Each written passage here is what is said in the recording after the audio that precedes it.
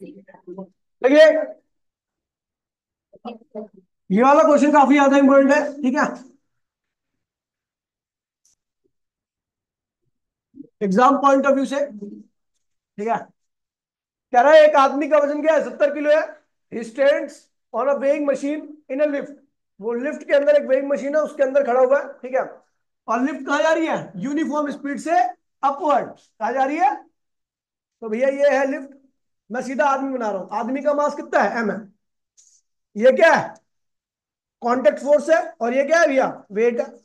ये uniform velocity से जा रहा है, यानी एक्सीलरेशन इसका क्या है, जीरो। ऊपर जा रहा है, इक्वेशन बताइए। यानी देखिए भैया, अगर ये ऊपर जा रहा है तो इसका मतलब क्या होगा, net force equals to mass into में एक्सेलरेशन होता है। तो नेट फोर्स क्या होगा, आर माइनस एम जी बराबर में मास क्या है भैया, एम। और एक्सेलरेशन क्या है इसका, जीरो। तो आर बराबर में क्या हो जाएगा, एम जी। आर यही कह रहा है, आर जो होती है ये, सुन लीजिए। आर जो होता है वो एपरेंट वेट होता है, या जो लिफ्ट होती है, मतलब जो वेइंग मशीन होती है उसकी रीडिंग होती है, ठीक है। तो रीडिंग क्या होगी, आदमी के मास इंटू में जी के प्रोडक्ट के बराबर आएगी, अगर लिफ्ट आपकी यूनिफॉर्म स्पीड जा रही है। अगला कह रहा है भैया, अगर लिफ्ट का एक्सेलरेशन क्या है, 5 मीटर पर सेकंड स्क्वायर। अब क्या कर दिया, 5 मीटर ऊपर जा रहा था। अब इक्वेशन बताइए भैया, नेट फोर्स क्या होता है, डाउनवर्ड है, डाउनवर्ड कर दो। नेट फोर्स क्या होगा, मास इंटू में एक्सेलरेशन। नेट फोर्स क्या होगा, इस बार नीचे आ रही है, यानी ये फोर्स ज्यादा होगा, एम जी माइनस बराबर में मास इंटू में एक्सेलरेशन। 5 रखा है, ठीक है। बैठ दे, ठीक है। तो भैया देखिए, आपको निकालना है आर, तो आर को इधर लाइए, इसको इधर ले आइए, तो क्या होगा, आर इक्वल्स टू में एम जी माइनस 5 एम। तो भैया आपको एम पता है 70, जी की वैल्यू पता है कितनी, 10, -5, एम क्या है 70। सॉल्व कर लीजिए, आपका आंसर आ जाएगा। तीसरे केस में क्या कह रहा है, लिफ्ट क्या जा रही है, अपवर्ड। लिफ्ट ऊपर जा रही है, एक्सेलरेशन क्या है, 5 मीटर पर सेकंड स्क्वायर। तो भैया इक्वेशन बताइए, ऊपर वाला ज्यादा होगा नीचे वाला कम होगा। तो आर माइनस एम जी बराबर में मास इंटू में ये भैया इस पे क्वेश्चन आएगा ही आएगा, पहले बताता हूँ, लिख के दे रहा हूं, M A plus M G. M mass क्या है 70, एक्सेलरेशन क्या है 5, मास क्या है 70, जी क्या है 10। सॉल्व कर लीजिए, आंसर आ गए सारे। अच्छा, जी की वैल्यू जो दे रखी होगी वही लेना आपको, ठीक है। अब जो इंपॉर्टेंट क्वेश्चन है वही कराऊंगा मैं, केवल फालतू की नहीं। ये वाला क्वेश्चन भी एक बार देख लेना, ठीक है। यहां से कि दो ब्लॉक है, एक 8 kg का है, एक 12 kg का है। ये दोनों पुली पे लटके हुए हैं ऐसे, 8 kg का ब्लॉक इधर है और 12 kg का ब्लॉक क्या है भैया आपका इधर है। ये 12 kg, ये 8 kg। तो इसका वेट क्या होगा, 12 जी। क्या होगा, इसका क्या होगा, 8 जी। टेंशन क्या लगेगा ऐसे, तो आपको पता है इसकी इस पुली के अंदर मूवमेंट कहां पे होगी, नीचे की तरफ। और ये कहां जाएगा, ये ज्यादा है ना, इसका वेट ज्यादा है, 12 जी है, ठीक है। तो नीचे आ रहा है, इसकी इक्वेशन बताइए भैया। तो देखिए भैया, यहाँ पर टेंशन क्या लग रहा है, टी। यहाँ पर भी टेंशन लग रहा है, टी, क्योंकि एक रस्सी है तो टेंशन क्या लगेगा, सेम लगेगा। इक्वेशन बताइए, तो भैया क्या होगा, 12 जी माइनस टी बराबर में मास क्या है भैया 12, और एक्सीलरेशन क्या ले एज्यूम किया मैंने, ए। कोई दिक्कत तो नहीं है। अच्छा, ये ऊपर जा रहा है, ऊपर जा रहा है, इसका मतलब ये वाला फोर्स क्या होगा, ज्यादा, ये वाला फोर्स क्या होगा। तो नेट फोर्स किसके बराबर होता है, मास इंटू में एक्सीलरेशन। तो भैया देखिए, नेट फोर्स क्या होगा, ये लिफ्ट, ये ब्लॉक ऊपर जा रहा है तो ये ज्यादा और ये कम, तो क्या होगा, टी माइनस 8 जी बराबर में मास कितना है 8, और एक्सीलरेशन एज्यूम किया मैंने। यहां से एक इक्वेशन मिलेगी और एक इक्वेशन ये मिलेगी, दोनों को एलिमिनेशन मेथड सॉल्व करना है, और ए और टी की वैल्यू आपको निकालनी है, कर ही लोगे। जिसको एलिमिनेशन मेथड अभी भी नहीं आता उसको डूब के मर जाना चाहिए, ठीक है। उसको जीने का अधिकार नहीं है। देखिए, ये वाला क्वेश्चन भी अच्छा है। कह रहा भैया, एक लैब में एक न्यूक्लियस ऐसे रेस्ट में होती है, किसमें है, रेस्ट में। इसका मोमेंटम, इनिशियल मोमेंटम क्या होगा, जीरो। क्या होगा, कह रहा है ब्लास्ट कर गई, ब्लास्ट कर गई, दो टुकड़े बने। एक टुकड़ा M1 है, दूसरा टुकड़ा क्या है, M2 है। इसकी वेलोसिटी V1 है और इसकी वेलोसिटी क्या है, V2 है। कह रहा है शो करो कि ये जो V1 और V2 है दोनों एक दूसरे के क्या है, अपोजिट है। क्या है, V मतलब वेलोसिटी, ये वेलोसिटी वाली वेलोसिटी क्या है, अपोजिट है। चलो करते हैं भैया। इनिशियल मोमेंटम क्या है, जीरो।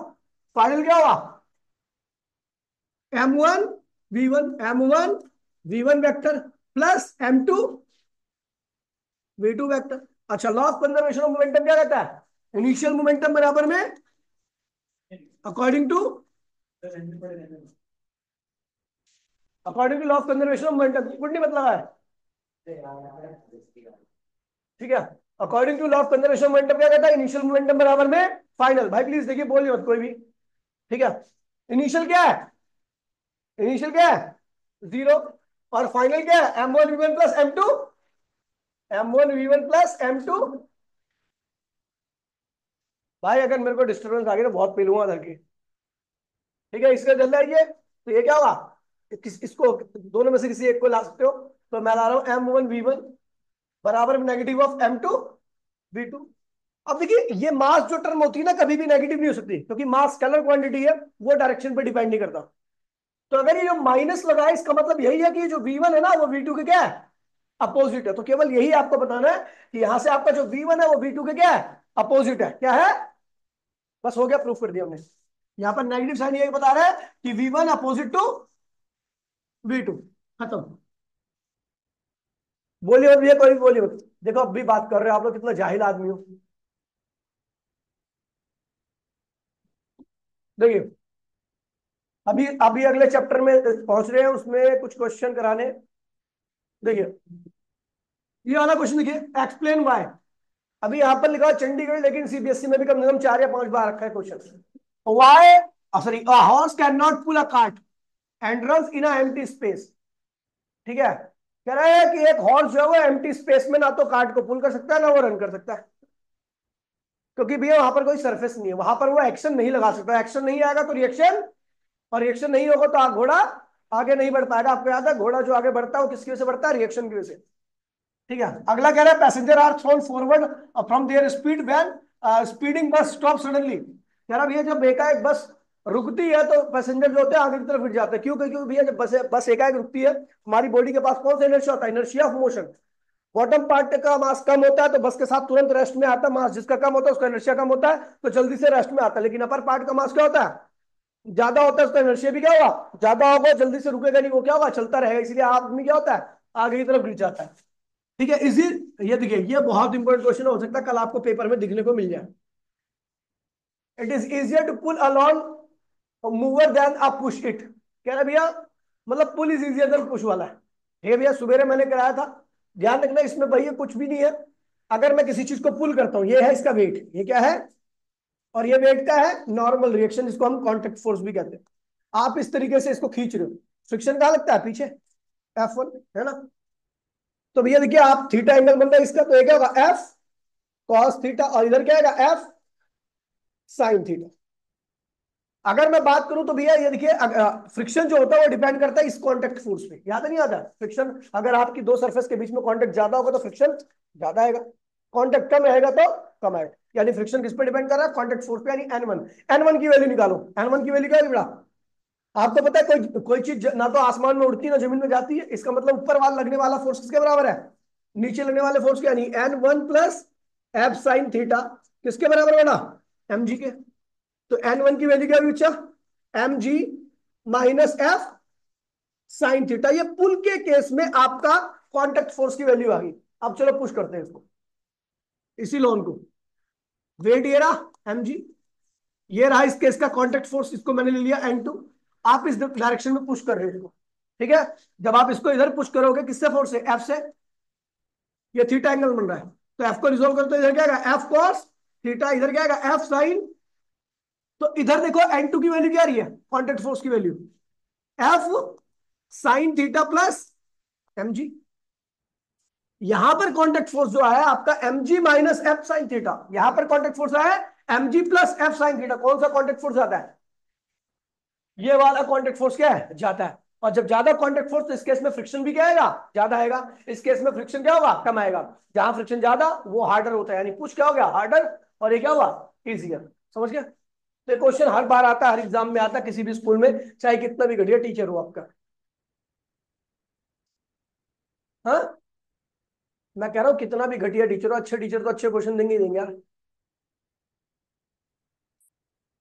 अब देखो ये क्वेश्चन देखो, कह रहा है हेप्लीकॉप्टर कितना है, तो कौन कहता है बता, दया। हेप्लीकॉप्टर का मास कितना है, 1000 kg, rises with the vertical acceleration कितना है, ये हेप्लीकॉप्टर है आपका। जानदार शानदार। ये इसका पंखा है भाई, प्लीज देखिए, बोलिए मत। ठीक है। ये हेलीकॉप्टर का मास कितना है? 1000 kg। क्या है? एक्सेलरेशन कितना, बोल मत भाई। एक्सेलरेशन ऊपर की तरफ कितना है? 15 मीटर। फिर बोल रहे हो। And a crew and passenger weight, इसके अंदर क्रू भी बैठा हुआ है यार, क्या सवाल। 300 kg का क्रू और पैसेंजर का वेट है। तो भाई please give the magnitude and direction. पहला कह रहा force on floor by the crew and passenger. देखिए क्रू और पैसेंजर का मास कितना है? 300। उनके द्वारा फ्लोर पर कितना फोर्स लगाया गया, ये निकालना है। मतलब कॉन्टेक्ट फोर्स निकालना। तो क्या निकालना है? उनका कॉन्टेक्ट फ्लोर के साथ किस प्रकार है, यानी निकालना क्या है, एमजी निकालना है या आर निकालना है? आर निकालना है। आर को हम कॉन्टेक्ट फोर्स कहते हैं। आर की वैल्यू निकालनी है यहां पर। तो भैया अगर मैं केवल 1000 की बात नहीं कर रहा, मैं केवल 300 की बात कर रहा हूं। 300 का वेट कितना होगा? 300 जी कितना होगा? कॉन्टेक्ट फोर्स क्या लग रहा होगा इसका? मैंने मान लिया आर। इस 300 का कॉन्टेक्ट फोर्स क्या है? आर। तो भैया ये वो कितने से आ रहा है? 300 जो वेट है, यानी 300 जो मास है, वो कितने एक्सेलरेशन से ऊपर जा रहा है? 15 से। जितने से हेलीकॉप्टर जा रहा होगा। चलो देखते हैं भैया कौन ज्यादा होगा, आर या 300 mg। आर। आर ज्यादा होगा तो आर, इक्वेशन 9, R-300 G बराबर में मास कितना जा रहा है भैया? 300। केवल मैं पैसेंजर और क्रू की बात कर रहा हूं। इनटू में एक्सेलरेशन क्या है भैया? तो भैया आपको आर निकालना है, यही कांटेक्ट फोर्स की वैल्यू निकालनी है। तो कांटेक्ट फोर्स क्या हो गया? 300। ए की वैल्यू कितनी बेटा? 15। और ये उधर जाएगा तो क्या? 15 प्लस। पक्की बात ठीक है ये देख यार।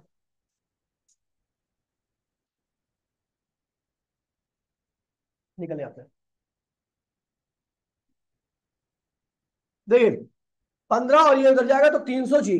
जी की वैल्यू आपको पता ही है 10 होती है। सॉल्व कर लीजिए। आपका आर आ गया, कॉन्टेक्ट फोर्स आ गया। कहा भैया यार, ये हद ही कर दिया इसने तो। आए। चलो भैया, भाई प्लीज बोलिए मत। हो गया? कर लोगे? चलो आगे बढ़ते भैया, अगला करते हैं। कह रहा है action of the rotor on the helicopter of the surrounding air. Rotor जिसके थ्रू पूरा हेलीकॉप्टर कहां जा रहा है? अच्छा, रोटर जो फोर्स क्रिएट कर रहा होगा पूरे हेलीकॉप्टर को और साथ में पैसेंजर को, दोनों को उठा रहा है। इसका मतलब जो रोटर फोर्स लगा रहा है, मैं उसकी बात कर रहा हूं। तो भैया रोटर मान लीजिए कितना फोर्स लगा रहा है? आर। वो किसको उठा रहा होगा? 1300 kg मास को। कितने, किसको उठा रहा होगा? 1300 kg में आपका फ्लोर, वो हेलीकॉप्टर भी हो गया और साथ साथ में पैसेंजर का वेट भी हो गया। इनका वेट क्या हुआ? 1300 जी। जी की वैल्यू आपको पता ही है। ये कहां से आ रहा है? कितने जा रहा है बेटा? 15 मीटर पर सेकंड। इक्वेशन बना लीजिए इसकी। कौन ज्यादा होगा? ऊपर जा रहा है तो आर ज्यादा होगा, और ये क्या होगा? कम होगा। तो नेट फोर्स क्या होगा? R-1300 G बराबर में 1300 इंटू में ए, क्या है भैया? 15। यहां पर आपको निकल जाएगा भाई प्लीज।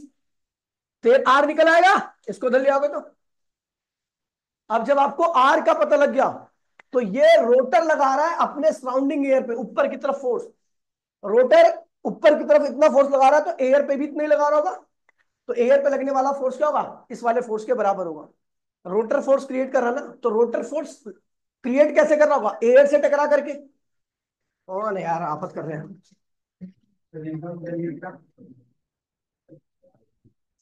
अब तूने मैसेज ऊपर का पढ़ा? पहले ये बता, मैसेज ऊपर का पढ़ा, ये बता उसमें क्या लिखा हुआ? आज क्लास नहीं है? यार हद कर रहा है, क्लास लेने में डिस्टर्ब कर रहा है।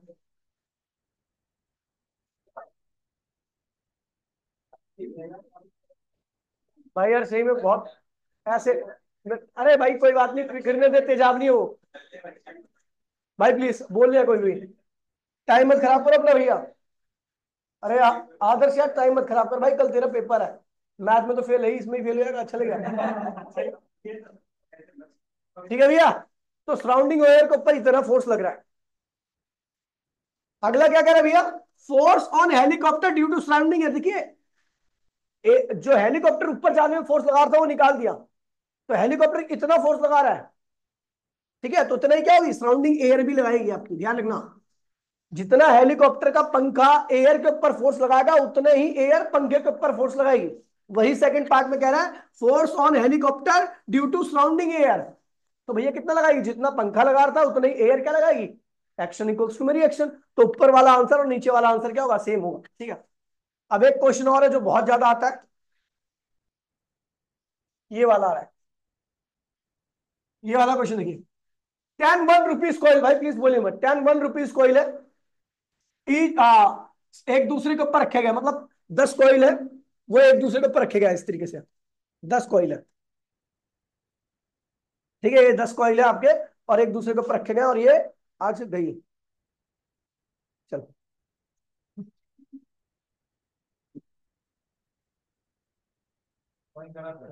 अब नहीं यार, बार बार वो मॉनिटर हैंग कर जाता है इससे। ठीक है, ये आपके 10 11 है क्या ये, जो भी है, 10 कॉइल है। ठीक है, प्रत्येक का मास कितना है, एम है। प्रत्येक का मास कितना है, एम है। Give the magnitude and direction of, पहला देखिए, the force on seventh coil. सुन लीजिए, ये क्वेश्चन आ रखा है और बड़ा आसान क्वेश्चन है, कंफ्यूज नहीं होना है। कह रहा है force on seventh coil counted from the bottom, नीचे से ऊपर की तरफ, नीचे से ऊपर की तरफ आपको काउंट करना है। ठीक है, due to the all coins on it, देखिए सेवंथ कॉइन के ऊपर कितने कॉइन्स है, अब कुल कितने कॉइन्स है, 10।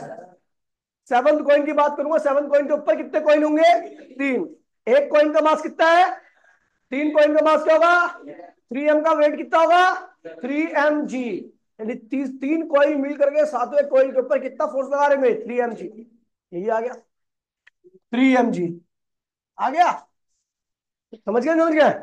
नीचे आओ भैया, the force on seventh coin by the eighth coin, seventh coin के ऊपर कितना फोर्स लग रहा है। अब सेवंथ कॉइन के ऊपर कितने कॉइन है, 3 है, तो वो तीन के तीनों एट्थ पे लगा रहे होंगे फोर्स, सेवंथ कॉइन पे लगा रहे होंगे फोर्स। तो सेवंथ कॉइन पे आठवां भी तो उतना ही फोर्स लगा रहा होगा, क्योंकि आपको पता है सातवें कॉइन के ऊपर कुल कितना फोर्स लग रहा है, 3 कॉइन के वेट की वजह से। 3 कॉइन का वेट क्या है, 3mg, तो इसका भी आंसर क्या होगा, 3mg होगा। ठीक है, अगला क्या कह रहा था, देखिए सुन लीजिए, the reaction of 6 coin on seventh coin, 6 coin का रिएक्शन सेवंथ के ऊपर कितना होगा, तो 6 के ऊपर कितने कॉइन है, 4, तो 4 का वेट कितना रहेगा, 4mg। 4mg एक्शन लगाएंगे किसके ऊपर, 6 के ऊपर, तो नहीं क्या आता है, रिएक्शन। तो एक्शन इक्वल्स टू में रिएक्शन, तो 4mg इसका आंसर है। ठीक है,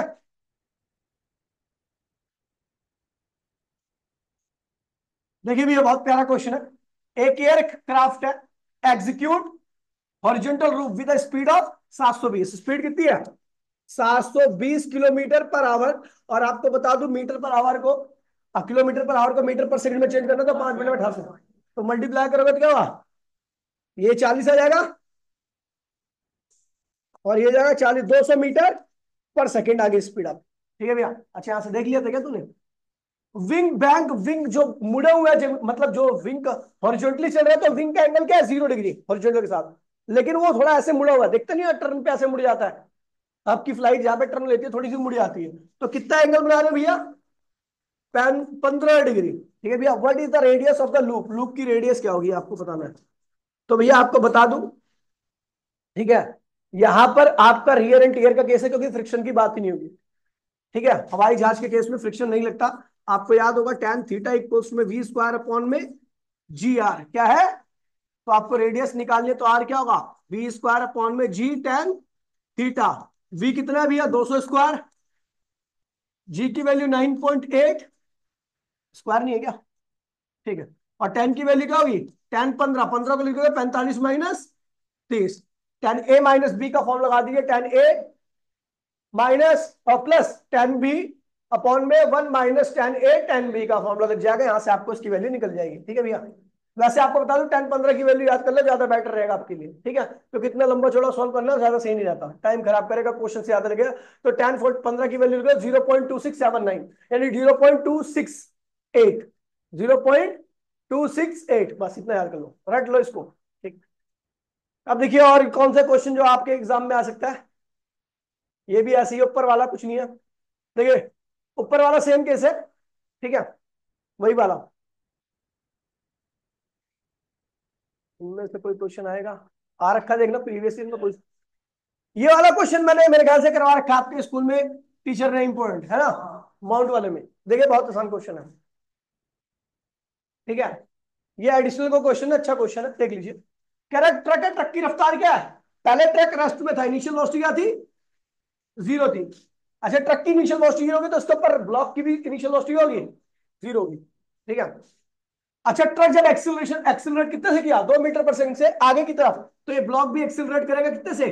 2 मीटर पीछे की तरफ। 2 मीटर माइनस मत लगाओ, ऐसे लगा दो, ये पीछे की तरफ करेगा। 2 मीटर पर सेकंड स्क्वायर से पीछे की तरफ। भाई प्लीज बोलिए मत।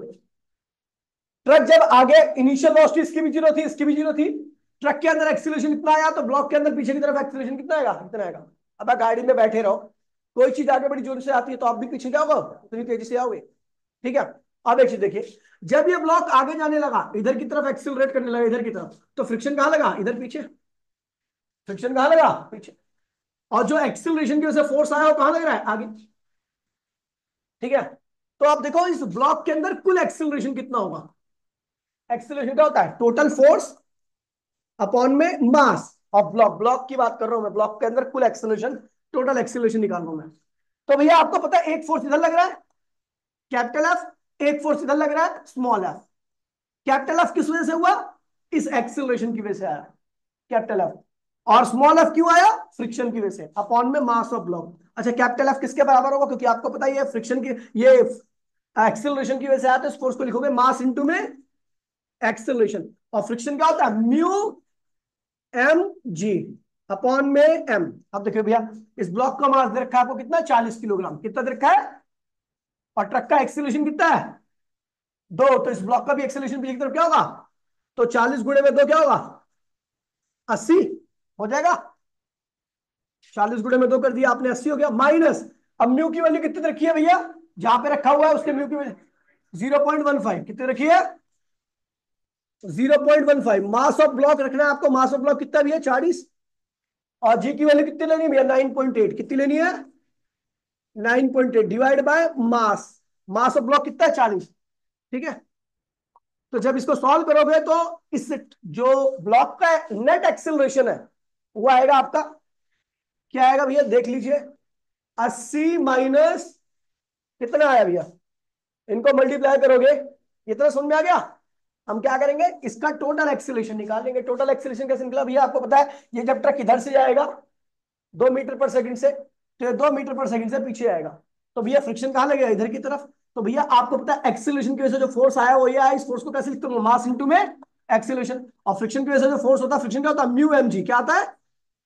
म्यू एम जी होता है। प्लेन पर अगर कोई बॉडी रखी ना, प्लेन पर अगर कोई बॉडी रखी होती है तो उस केस में जो आपका यहां पर एन होता है ना, वैसे फ्रिक्शन का फॉर्मूला होता है म्यू एन। क्या होता है? तो प्लेन सरफेस पर अगर कोई बॉडी रखी है तो एन की वैल्यू किसके बराबर होती है? एम जी के। तो फ्रिक्शन क्या हो जाएगा? Mu m g. क्या हो जाएगा? तो भैया ये वाला फोर्स आपको पता ही है एम है, ये वाला फोर्स पता है म्यू एम जी अपॉन में मास। सॉल्व किया, आपका एक्सीलरेशन आया। एक्सीलरेशन बताया तो नीचे से टीप लेता हूं मैं। एक्सीलरेशन क्या है? इस ब्लॉक के अंदर जो एक्सीलरेशन आया, टोटल एक्सीलरेशन वो कितना आया? 0.53 मीटर पर सेकंड स्क्वायर। ठीक है भैया, इतना एक्सीलरेशन आ गया। कह रहा भैया ये ब्लॉक जब गिरेगा, कब गिरेगा पहले ये बता दें, ब्लॉक कब गिरेगा? तो ब्लॉक कितनी दूरी पर रखा था आपको याद है? किनारे से 5 मीटर की दूरी पर। कितने पर रखा था? 5 मीटर की दूरी पर। अच्छा, जहां पर वो रखा था वहां पर उसकी वेलोसिटी क्या थी? स्टार्टिंग में 0। एक्सीलरेशन कितना आ रहा है इसका? नेट एक्सीलरेशन 0.53 मीटर पर सेकंड स्क्वायर। अब आपको पता है यू पता है, डिस्टेंस पता है, एक्सीलरेशन पता है, यहां से यहां तक का टाइम निकाल लोगे? कौन सी इक्वेशन लगाऊं? एस इक्वल्स में U T plus half A D square लगाकर यहां पर टाइम निकालिए मैंने। ठीक है भैया। कौन है यार? हद है। हेलो। हाँ जी, कौन? हाँ जी सर, क्लास में बैठा हुआ सर। हाँ जी, हाँ जी। ठीक है, ठीक है, ओके। ठीक है भैया, चलो। तो टाइम निकाल लिया। इतने टाइम बाद ये ब्लॉक क्या होगा? ट्रक से नीचे गिर जाएगा। ठीक है। अच्छा, फिर इसमें ये भी बोल रहा है कि जितने टाइम में ये ब्लॉक गिरा, इतने टाइम में उस टाइम की वैल्यू क्या आएगी भैया? ये आई थी, कहाँ की भैया? वो टाइम आपका ही आ जाएगा। ठीक है। टाइम कहाँ गया भाई? ये रहा, टाइम आ गया, टी स्क्वायर की वैल्यू आ गई। इतने टाइम में ब्लॉक क्या होगा? गिर जाएगा। टी स्क्वायर की वैल्यू रखी, टी की वैल्यू आप निकाल लोगे। कह रहे हैं जितने टाइम में ब्लॉक गिरा, बताओ उतने टाइम में ट्रक कहाँ कितना दूर गया? तो भैया ट्रक की इनिशियल वेलोसिटी आपको पता है 0 मीटर पर सेकंड। ट्रक का एक्सीलरेशन क्या है 2 मीटर पर सेकंड स्क्वायर। कितने टाइम में गिरने की बात कर रहा है, इतने टाइम में, जो कि क्या टाइम जो है आपका टी स्क्वायर की वैल्यू कितनी देखिए 10 में 0.53। आप कौन सा फॉर्मूला लगाओगे ट्रक के द्वारा निकाल कवर किया गया डिस्टेंस का। Second equation S equals to में U T plus half A T square. आपको यू पता है ट्रक का, टी आपको पता ही है, खैर यहाँ पर तो जीरो ही हो जाएगा खैर क्योंकि यू की वैल्यू जीरो है। एक्सीलरेशन पता है आपको कितना है 2 मीटर पर सेकंड स्क्वायर। टी स्क्वायर की वैल्यू कितनी है, सॉल्व कर लोगे ट्रक के द्वारा कवर किया गया डिस्टेंस आ जाएगा। अच्छा क्वेश्चन था ये, आ सकता है, देख लीजिएगा। और बाकी क्वेश्चन तो कोई आ नहीं सकते, ठीक है। अब आते चैप्टर नंबर 6 पे, ठीक है। चैप्टर नंबर 6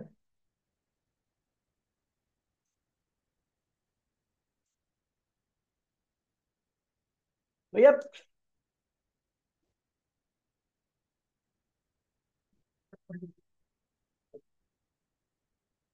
चैप्टर नंबर 6 देखिए भाई, बोली नहीं कोई भी। चैप्टर नंबर 6 में आप सबको पता है वर्क का फॉर्मूला क्या था, फोर्स इंटू डिस्प्लेसमेंट। वर्क के तीन टाइप होते हैं, positive negative zero. Positive work कब होता है जब फोर्स और डिस्प्लेसमेंट दोनों की डायरेक्शन क्या होती है, सेम होती है। मतलब आपके द्वारा लगाया गया फोर्स और बॉडी के अंदर हुआ डिस्प्लेसमेंट दोनों की डायरेक्शन अगर आपके सेम है तो वर्क क्या होगा, पॉजिटिव होगा। अच्छा, अगर आपका फोर्स और डिस्प्लेसमेंट दोनों एक दूसरे क्या है, अपोजिट है, तो वर्क क्या होगा वहां पर, नेगेटिव होगा।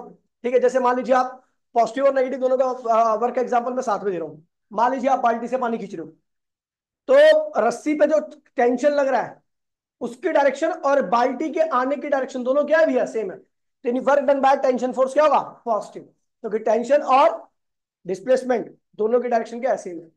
लेकिन उसी वक्त देखोगे कि जब बाल्टी आपकी ऊपर आ रही थी, बाल्टी के अंदर डिस्प्लेसमेंट कहां था, ऊपर, तो ग्रेविटी कहां खींच रही थी उसको, तो वर्क डन बाय ग्रेविटी क्या होगा इसी वक्त, नेगेटिव। अच्छा, जब आप स्प्रिंग को खींचते हो तो आपके द्वारा लगाया गया फोर्स और स्प्रिंग के अंदर जो खिंचाव होता है दोनों की डायरेक्शन क्या होती है, सेम होती है, यानी आपके द्वारा किया गया वर्डन क्या होगा, पॉजिटिव होगा। लेकिन उसी वक्त जब आप स्प्रिंग को बाहर खींच रहे थे, स्प्रिंग बाहर आ रही थी, तो स्प्रिंग फोर्स कहां लगा रही थी, अंदर की तरफ, वर्डन बाय स्प्रिंग फोर्स क्या होगा, नेगेटिव होगा। अच्छा, जीरो वर्क के जो एग्जाम्पल होंगे, जो जीरो वर्क के एग्जाम्पल में हमें भैया तीन कंडीशन होती है हमारी जीरो वर्क में। पहली क्या भैया, या तो फोर्स ही जीरो, या डिस्प्लेसमेंट जीरो, या आपका एंगल क्या हो 90 डिग्री। ठीक है भैया, फोर्स और डिस्प्लेसमेंट। अच्छा, फोर्स जीरो कहां पे होता है, तो भैया जितने भी सेलेस्टियल बॉडी होती है वो अपने आप ही चलती रहती है बिगर किसी फोर्स के। ठीक है भैया, वहां पर कोई फोर्स नहीं लग रहा। अगर बॉडी के ऊपर फोर्स नहीं लग रहा, बॉडी चल रही है, तो फिर भी वर्क आपका क्या होगा, जीरो माना जाएगा। अच्छा, दीवार है, दीवार पे आप कितना ही फोर्स लगा लो, फोर्स है लेकिन डिस्प्लेसमेंट नहीं है, इसलिए वर्क क्या माना जाएगा, जीरो माना जाएगा। अच्छा, तीसरा केस है कि एंगल 90 डिग्री हो, कुली आपका फोर्स कहां लगाता है, वाई एक्सिस पे, और चलता कहां पर है, एक्स एक्सिस पे। इस दौरान में दोनों के बीच में एंगल क्या बन रहा है, फोर्स। जहां पे फोर्स जहां पे फोर्स लगा रहा है वहां पर डिस्प्लेसमेंट नहीं कर रहा, कहीं और कर रहा है। तो इसका मतलब जिस फोर्स से हम देख रहे हैं, जिस फोर्स की लगा रहा है वो, उस फोर्स से कोई वर्क नहीं हो रहा। समझ गया, एंगल क्या है यहाँ पर 90 डिग्री का बन रहा है, फोर्स और डिस्प्लेसमेंट के बीच में। ठीक है, आगे बढ़ते हैं भैया, यहाँ पर कुछ ग्राफ आते हैं, एफ एक्स ग्राफ वगैरह, वो ध्यान रखना आप। ठीक है, डिस्प्लेस, अच्छा, यहाँ पर बहुत सारे एग्जांपल भी है पॉजिटिव, ये लिखवा रखे हैं मैंने। ठीक है, और नोट्स मैंने इसे ऑलरेडी आपको दे रखा है, इस वाले का नोट्स तो वहीं से पढ़ लेना आप। ठीक है, सारे नोट्स तो नहीं होंगे लेकिन हाँ काफी सारे आपको नोट्स मिल जाएंगे। देखना सीबीएसई के कौन से क्वेश्चन आ रखे हैं। ये वाला क्वेश्चन एक बार देख लेना, ये वाला देखिए, a cyclist come to skidding stop in 10 metre. एक साइक्लिस्ट जो होता है वो स्किड करता है और कितनी दूरी पर रुक जाता है, 10 मीटर की दूरी पर रुक जाता है। ठीक है, during this process force on cycle due to road कितना है भैया, इस प्रोसेस के दौरान में जो साइकिल के ऊपर रोड फोर्स लगाती है क्या लगा रही है, 200 न्यूटन का लगा रही है। तो कह रहा है भैया डायरेक्टली अपोजेस द मोशन, ये फोर्स क्या कर रहा है, मोशन को अपोज कर रहा है। क्या कर रहा है, अपोज कर रहा है, यानी मोशन से उल्टा लग रहा होगा। तो वर्क निकालना, वर्क डन बाय, वर्क क्या होता है, फोर्स इनटू में डिस्प्लेसमेंट, और आपको पता है कॉस थीटा लगता है। तो फोर्स कितना है 200, डिस्प्लेसमेंट कितना है 10, और ये अपोजिट लग रहा है। अगर कोई फोर्स मोशन को अपोज कर रहा है, इसका मतलब मोशन से उल्टा लग रहा है, यानी एंगल कितना होगा, कॉस 180 डिग्री। कॉस 180 की वैल्यू क्या होती है, -1, क्या होती है, -1 होती है। तो भैया यहाँ पर क्या हो गया, -2000 जूल आंसर आ गया। जो रोड ने साइकिल को रोकने में वर्क किया वो कितना है, -2000 जूल। अगला पार्ट क्या कह रहा है भैया, B part, how much work, हाँ वो आ गया वो, how much work does the cycle on the road, cycle कितना वर्क करेगी रोड के ऊपर। अच्छा, एक बात बताओ, साइकिल जो भी फोर्स लगाएगी वैसे इतना ही फोर्स लगाएगी जितना रोड लगा रही है, उतना ही साइकिल भी लगाएगी। लेकिन साइकिल के द्वारा लगाएगा फोर्स से रोड के अंदर कोई डिस्प्लेसमेंट इसमें वर्क क्या आएगा भैया, जीरो आना चाहिए, नीचे वाला आंसर देखो जीरो लिखा हुआ। ठीक है, तो ये ध्यान रखना। ये वाला क्वेश्चन आ सकता है, ये ध्यान रखना, टुच्चा क्वेश्चन है, फोर्स और डिस्प्लेसमेंट दे रखा है आपको, आपको वर्क निकालना है। तो भैया आपको पता है वर्क का फॉर्मूला होता है एफ डिस्प्लेसमेंट कॉस थीटा। अगर कॉस थीटा उठाओगे तो ये क्या आएगा, एफ डॉट एक्स बन जाएगा। क्या बन जाएगा, कॉस हटा दो तो एफ डॉट एक्स बन जाएगा। यानी फोर्स और डिस्प्लेसमेंट का क्या निकला लिखना है आपको, डॉट प्रोडक्ट निकालना है। क्या निकालना है, डॉट प्रोडक्ट। क्या होगा, आई का डॉट आई के साथ तो क्या हो गया 6, जे का डॉट जे तो ही नहीं तो जीरो, के का डॉट के साथ तो क्या हुआ 63। मैं कौन है किसके, आप बता रही है। हेलो, हाँ जी कौन, गुड इवनिंग सर। सर हाँ सर, अभी क्लास में हूँ मैं, आज छुट्टी कर रखी है मैंने उनकी। नहीं सर, मैं मेरी तो अभी 11th की क्लास चल रही है, मैंने आज छुट्टी रखी है बारी वालों की। सर अभी ना एक्चुअल में 11th के कल पेपर है, इसलिए मैं क्लास ले रहा हूँ। मैं आप मेरे को थोड़ी देर बाद कॉल कर लेना, ठीक है सर। ओ, ठीक है भैया। ओए 63, तो आंसर क्या आएगा भैया, 72 जूल। क्या आएगा, आंसर आ गया 72 जी। ठीक है, अच्छा हाँ स्टूडेंट। देखो भैया कोई सीबीएसई में आ तो रखा नहीं, आ रखा, आगे बढ़ो। Work done by variable force, ये क्वेश्चन भी आता है भैया, देखिए ध्यान रखना। अगर आपको वेरिएबल फोर्स के थ्रू वर्क डन करना है तो भाई प्लीज ध्यान दिए, बोलिए मत कोई भी। देखिए वेरिएबल फोर्स के थ्रू अगर आप वर्क डन करते हो तो भैया आपको वेरिएबल फोर्स के थ्रू कुल वर्क निकालना है। तो ध्यान रखना, आप एक इंस्टेंट पर वर्क निकालते हो, तो वेरिएबल फोर्स से वर्क निकालना, तो at any instant, at any instant. और इंस्टेंट का वर्क क्या होता है, डी डब्ल्यू, वो किसके बराबर होता है, फोर्स इंटू में उस इंस्टेंट का डिस्प्लेसमेंट जो कि क्या होता है, डीएक्स। क्या होता है, अब टोटल वर्क निकालना है। क्या निकालना है, टोटल। टोटल वर्क के लिए क्या करोगे, इंटीग्रेट करोगे, डी डब्ल्यू का इंटीग्रेट क्या होता है, डब्ल्यू। इसको ऐसे लिख लीजिए, एफ डी एक्स, x1 और x2। ये आपका फॉर्मूला बन गया जब आप work done by variable force करते हो। ठीक है, यहां पर फोर्स की वैल्यू रखनी है जो भी आपको दे रखी होगी, dx साथ में लिखना है उसके बाद आपको लोअर लिमिट अपर लिमिट, मतलब जहां से जा रहे हो और जहां पर जा रहे हो वो लिमिट रखनी है। उसके बाद आप इंटीग्रेट करो, अभी क्वेश्चन आएगा। अच्छा आपको बता दूं, एफ ग्राफ होता है, एफ ग्राफ का जो एरिया होता है, फोर्स डिस्प्लेसमेंट ग्राफ। यहां पर दो तरह के ग्राफ होते हैं, जब फोर्स कांस्टेंट रहता है तो उस केस में ये बनता है ग्राफ। ठीक है, फोर्स अगर आपका वेरिएबल रहता है और लेकिन चेंज कांस्टेंट आता है तो ग्राफ आपका ये बनता है। ठीक है, समझ गया। और अभी वेरिएबल फोर्स के थ्रू आपका वर्क निकाला मैंने, ठीक है भैया। तो आप देखिए भैया, इस केस में अगर आप इसका भाई प्लीज एरिया निकाल दोगे, area of F x graph, तो आपको क्या देगा, वर्क डन देगा। यहां पर किसका एरिया निकालना है, ट्राइंगल और स्क्वायर बनेगा तो स्क्वायर का एरिया, और आपका रेक्टेंगल बनेगा तो रेक्टेंगल का एरिया। अच्छा इसका देखिए, यहां पर आप जब एरिया निकालोगे तो किसका एरिया निकालोगे, ट्राइंगल का। ट्राइंगल का बेस क्या होगा, एक्स, और ट्राइंगल की हाइट क्या होगी, फोर्स। तो यहां पर भी एरिया जो आएगा वो आपको वर्क ही देगा। ठीक है भैया, तो एफ एस ग्राफ का एरिया आपको वर्क देता है, चाहे वो किसी भी शेप का हो। कहाँ बैठी मक्खी, कहाँ गई, ये भैंस की पूंछ।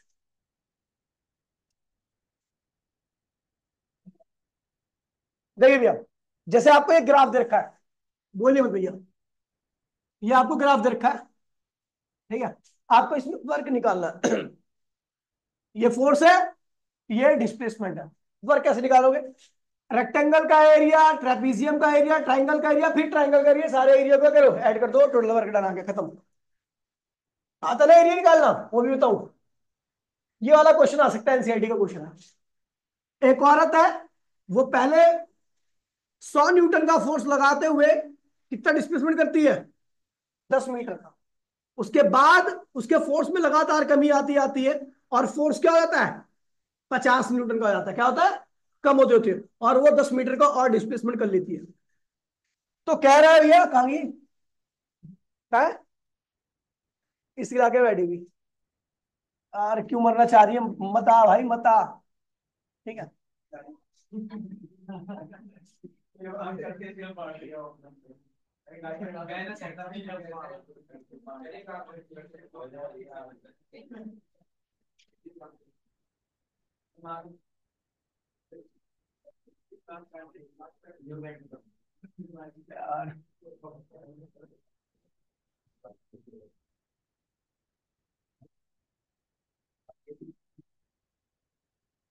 अपनी मौत को ललकार रही हो। ठीक है, तो कह रहा है भैया अप्लाइड फोर्स ने जो, भाई प्लीज बोलिए मत, जो उस औरत ने अप्लाइड फोर्स लगाया उसके थ्रू कितना वर्क किया, तो भैया पहले क्या बना है, रेक्टेंगल, फिर क्या बना है भैया, ट्रेपीजियम बना है। इसका एरिया और इसका एरिया निकाल दोगे तो औरत के द्वारा किया गया वर्क आ जाएगा। कह रहा है लेकिन औरत के अगेंस्ट में एक फोर्स और लग रहा था जिसको हम क्या कहते हैं, फ्रिक्शन। और फ्रिक्शन फोर्स हमेशा ही पूरी जर्नी में ऐसा ही लगा, समझ गया। फ्रिक्शन फोर्स पूरी जर्नी में 50 न्यूटन रहा। तो अब कह रहा है फ्रिक्शन फोर्स ने कितना वर्क किया, तो फ्रिक्शन फोर्स ने कितना वर्क किया, फोर्स की वैल्यू कितनी है, 50। अब ऐसे एरिया निकाल दो यार, क्या बन रहा है आपका, रेक्टेंगल बन रहा है। एरिया निकाल दोगे तो वर्डन बाय फ्रिक्शन आ जाएगा, वर्डन बाय फ्रिक्शन, और यहाँ पे लगा ये एरिया निकाल दोगे तो वर्डन बाय अप्लाइड फोर्स क्या आ जाएगा, अप्लाइड फोर्स। यार हद कर दिया इसने तो यार।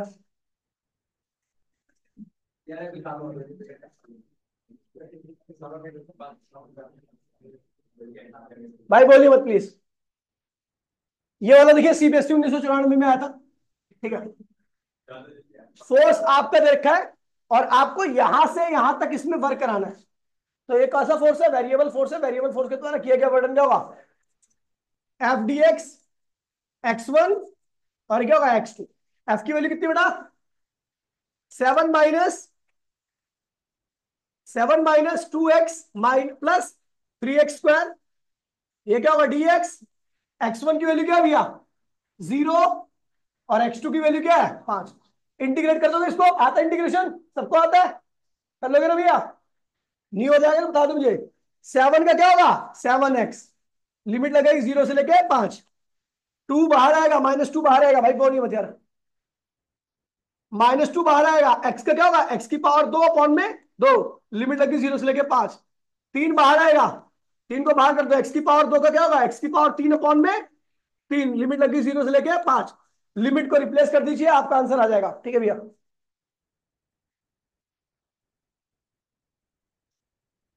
अब बताइए भैया किसको किसको वर्क नहीं थ्योरम किसको किसको आती है, आती है, तेरा क्या डाउट था,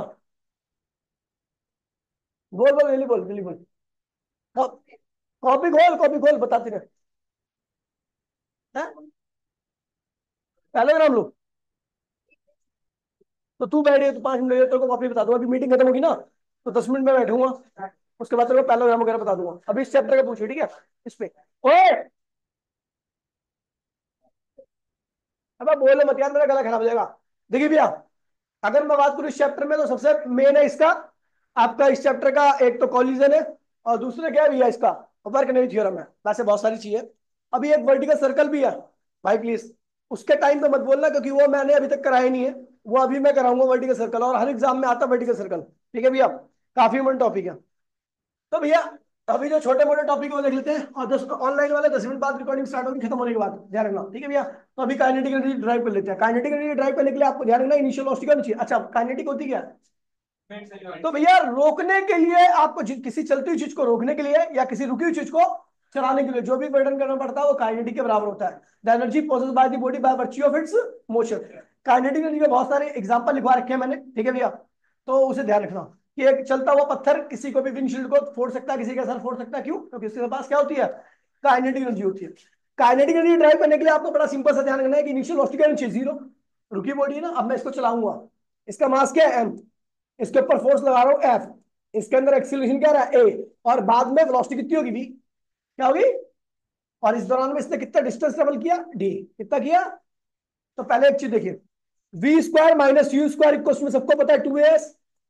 ठीक है, v आपको वी स्क्वायर, इनिशियल वेलोसिटी क्या है 0, बॉडी का एक्सीलरेशन क्या होगा, मान लीजिए A है, जो एक्सीलरेशन आया वो A है, और डिस्टेंस कितना ट्रेवल किया इसने D, तो वी स्क्वायर की वैल्यू क्या होगी 2a d।